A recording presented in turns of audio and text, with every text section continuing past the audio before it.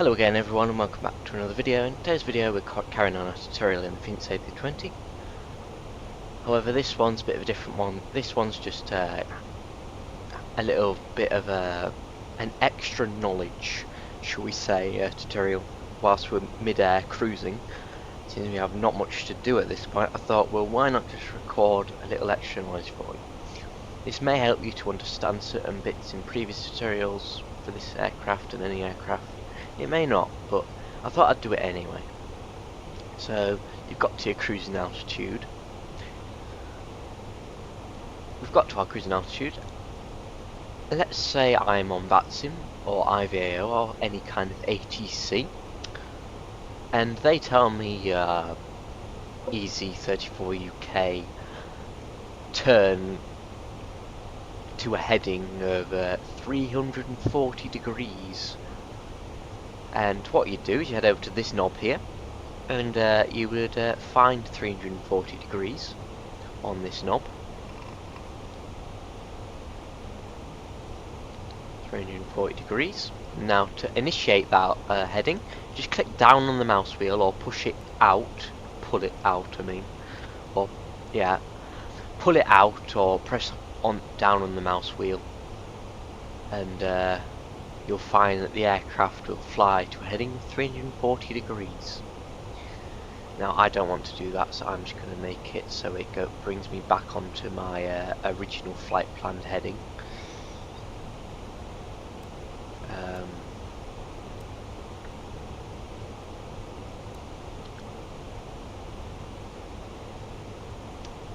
To bring it back onto the flight plan heading, just click the right mouse button and click that once on the heading, and it'll just bring it back to the flight planned heading. Or alternatively, if that's not working for some reason, you can just go direct to the waypoint, and that brings me on to another thing. If ATC tells you direct to, let's see a waypoint, direct to Nazas, we could go to this page here, DIR, at the top left, and you would find Nazas and click Nazas and then click insert there. However, if you do not want to do that, just ignore it and click the yellow button and click erase from there, and it will disregard the instruction you were trying to give it. And that's how you go direct to a waypoint, or just bring you back onto your flight plan heading if you had a heading and then just said go back to your flight plan route. Another thing worthy of knowing is having your landing gear down, forgetting to push that up. By a certain point in your climb up, your plane will be limited to about 180 knots, I think it is, and you're very slow. The plane is very heavy because it's weighed down by the landing gear, and you just cannot get up in the altitude because the plane's too heavy. The speed can't handle it, so you basically just fail your flight basically. It's very hard to get out of because the landing gear eventually locks, so you can't put it back up again. So please do remember to put your landing gear up. Try and remind yourself, because if you don't, then you could end up with a failed flight and you may have to start again, which isn't any good. In real life there's no second chances, so yeah. Another thing, useful information. If you want to do APU fire tests, because you want to replicate the real procedures, head over to the overhead panel, click on this button here which says test, hold it down, and you will find that the APU fire test will test, you know. It should light up in red, and you should get a ringing noise as you just heard. To do that, you can do that the same with the Engine 1 and Engine 2 fire test. Just click the buttons there, test, test. Useful information. If you find that the cabin's a bit too dark because you're flying at night, you can set dome lights on. To do this little button here, flick it up one notch or two notches, depending on how bright you want it. One notch for just on, another notch for even brighter. To have that off, you just have it into the down position, in the off position. If you want to set your wipers to on because it's raining, just use this button here. Slow, fast. That's the left wiper, that's the right wiper. And the wipers, well, they would engage, but because it's not raining, the Airbus is quite smart and it doesn't actually activate them. So if it is raining, it will activate, but if it's not raining, the Airbus actually will just not allow you to put them on. It's actually quite smart like that. Another bit of information is timers. As you can see, I've got timers running. This bottom one is block time. That's the full time from pushback to taxiing to the arrival gate. This one, the chrono, is the time from takeoff to landing. So from runway to runway, essentially. And you just click this button for chrono, and then there's also this button for chrono. There's two. You can weigh it in two different timers. And then block time, you just have to put it to the run position, which is up, the up notch, set the right up notch position to the very left. Now to zoom the map in and out on this little PFD screen here, you just select this knob and it'll zoom out. Each notch is zoomed out even further. And you can also have different pages like the nav page, the VOR page, the LS page, or the landing system page as it's also known as, the ARC page, which is the standard one, and then the plan page, which is used to make sure that your flight plan is all adding up and all the waypoints are there. If you can see, I'm on the plan page now. If I click the up arrow, it'll just scroll through the flight plan, and like that, it'll scroll through each waypoint individually. And yeah, but standard one is ARC. That's what I'm going to have it set to. And that brings me on to another point. How do you know when you're at top of descent or top of climb? See in this little PFD screen here, the little white arrow, that means you're at the top of descent, which means you need to descend to whatever altitude you need to. Now, I'll tell you that in another tutorial what altitude, but that's your top of descent marker. That's all you need to know for now. Then top of climb marker is that exact arrow, but it's just in blue. That's how you know. It's nice and simple for you. Now, your speed can be controlled by this knob here. Mash or knots, whatever you want. But I'm just going to have it in the standard one. Let the plane carry me around at whatever speed it thinks is suitable.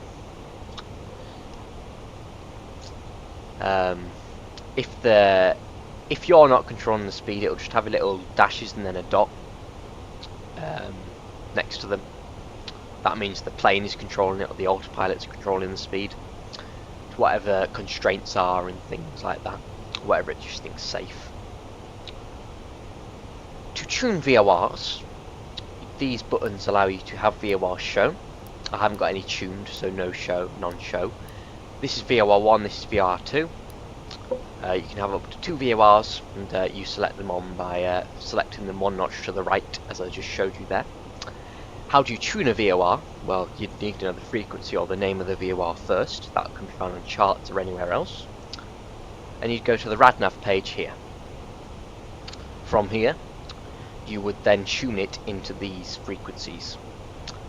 You just tune the frequency needed into there, and like so. So if I want to set that VOR, and it's already set, but 112.50, I just click on there, and it will set that VOR for me, like shown.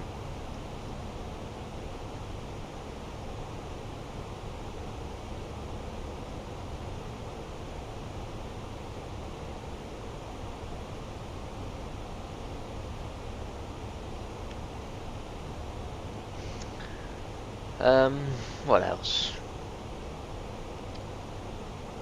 If you would like to control your rate of descent or rate of climb yourself, you can do so by selecting the altitude you would like. Say I want to go down to 34,000 feet because ATC told me to. Then you would use this little button here to control that rate of descent. And you would have to click down on the mouse scroll wheel to activate that. As you see, this starts to send your altitude down. It's a very slow rate because I've just done it, but yeah. And if you want to go back to the standard altitude, just select the altitude you want and then click right on the mouse. And that will set the altitude back to what you are cruising at, or whatever you wanted previously. Another way of doing it is just by clicking the mouse wheel onto the altitude knob. That will descend or climb at the rate, a certain rate. It'll just make sure that it climbs to that rate. It'll basically just make sure the plane is not overstressed when it's descending or climbing. So the plane will just go at the fastest rate possible without losing control, basically. Is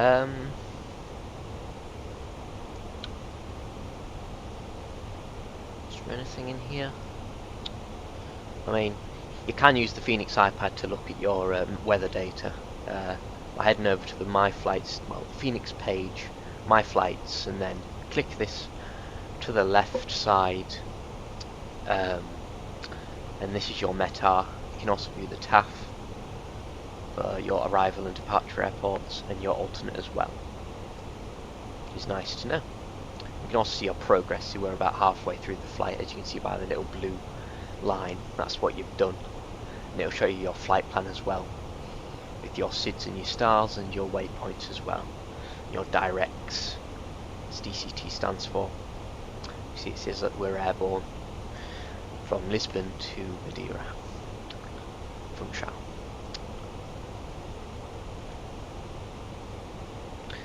Now let's say you're overwhelmed by the amount of GPWS terrain warnings you're getting because you're doing a tricky approach and you're close to terrain.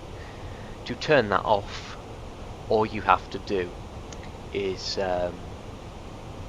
click on this button here saying TERR, T-E-R-R, and that will make sure any terrain warnings are shown aren't being recognised. So the plane won't keep shouting terrain, terrain, pull up. It'll just ignore it because it can be annoying and distracting if you're landing at a tricky airport with lots of terrain around it. And it'll even come up here saying terrain's off to ensure that you know that you won't get any warnings.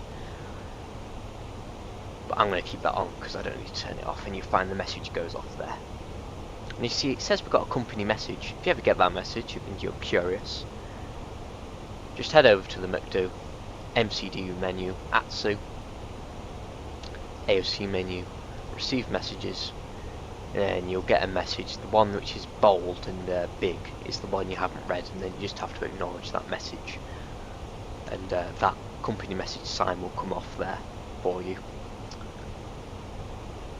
Alright, anything else which I think is worthy of noting? Oxygen mass tests can be done by this little hatch here. Just click on the mouse to open it, and to test it just hold this button down, and that will test that the oxygen mask is working. There's nothing you need in a flight sim, but if you want to be realistic, then that's what you do before you take off. Let's see.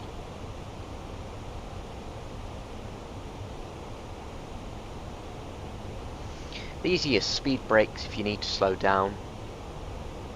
These are your flaps.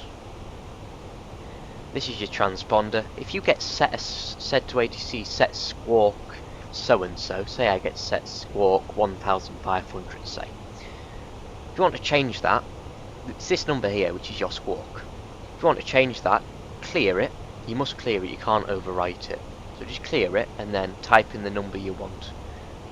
And you see I've set my squawk to be 1500 now. Nice and simple. That's more of a VATSIM thing now. If you want to tune VATSIM frequencies for the different controllers, you can do that by heading over to this bit here, or this bit here. This is your standby frequency, this is your active frequency.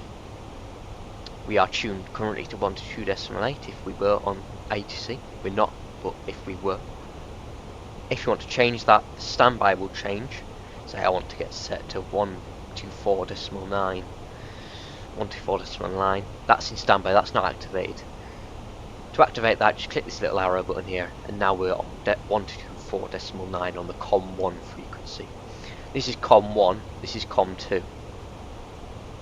Useful to know. That's how you change your VATSIM frequency. The top notch is for the numbers to your right, and the bottom notch is your numbers to the left. Alright.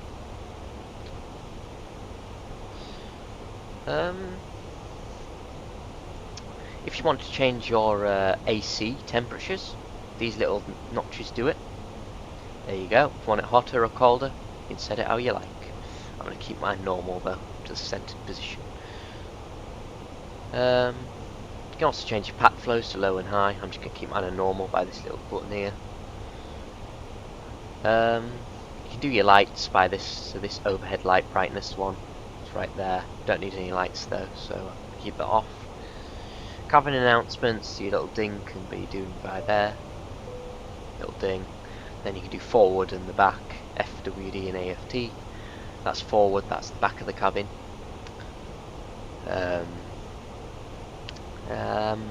What else? Brightness is here as well. Just brighten up your PFDs, your screens. See there, that's going, you know, I like it nice and bright so I can see it. Same can be done for the other side here. You've also got pedal brightness down there. This is also another QNH area. A lot of people forget to do this one. But yeah, you're meant to change your QNH on here and at these left and right ones as well. And yeah, this is just meant to be a sun visor if you need it. You can open your window by this little lever here. Not going to do it mid-flight though. And yeah, seat adjustments, bring it back by this little notch here.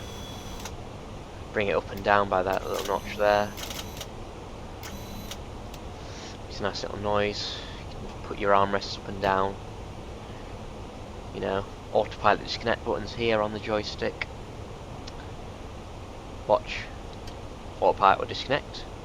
It'll also make that little noise. I'm going to re-engage it. And you can keybind that if you have the official Airbus flight stick as well to your actual flight stick in the MSFS settings. This is your tiller. If you have a separate tiller instead of rudder as well. This is your rudder, this is your tiller. That's what you use to move on the ground, steer the aircraft on the ground, instead of your ailerons at the back of the aircraft while you're in the air.